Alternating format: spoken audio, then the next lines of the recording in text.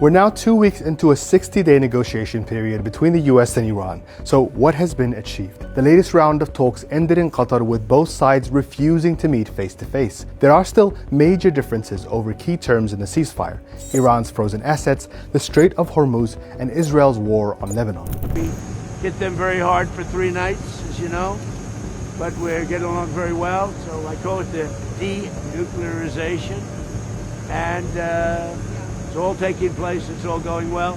The 14-point Memorandum of Understanding was signed on June 14th by the Iranian and US presidents. The first point declares the immediate and permanent termination of military operations on all fronts, including in Lebanon, and that Lebanon's territorial integrity and sovereignty would be respected. That's the biggest hurdle because Israel is refusing to withdraw from southern Lebanon. Iran wants the US to pressure Israel to withdraw, and the US wants Iran to pressure Lebanese group Hezbollah to lay down its arms. Neither is likely to happen. Points 4 and 5 relate to the reopening of the Strait of Hormuz. The US must lift its blockade, and Iran must allow for safe passage of commercial vessels with no charge, and to begin talks with Oman about future administration and maritime services. There seems to be some confusion here over what Iran's role is. The US wants all restrictions lifted. Iran says all ships must pass through its waters and coordinate with the IRGC.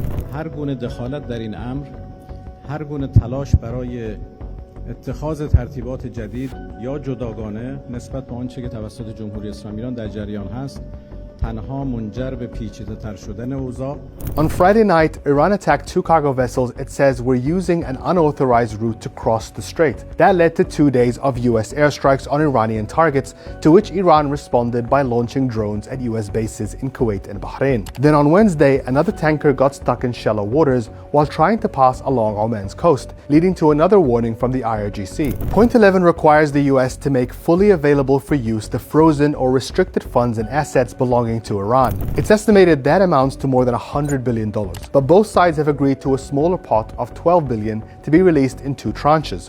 $6 billion is held in Qatar and was the subject of this week's talks. US negotiators Steve Witkoff and Jared Kushner were in Doha, as was Iran's Deputy Foreign Minister Kazem Karibabadi, but Qatari and Pakistani mediators met with each separately and said the outcome was positive. Talks are now on hold for the funeral of the late Supreme Leader Ali Khamenei, who was killed by Israeli airstrikes on the first day of the war. Public processions will begin on July 4th and continue for 4 days across Iran and Iraq, leading to his burial in his hometown of Mashhad on July 9. It's expected to be attended by millions, and for many Iranians, it will be a reminder of who their leaders are now negotiating with and what kind of peace is possible.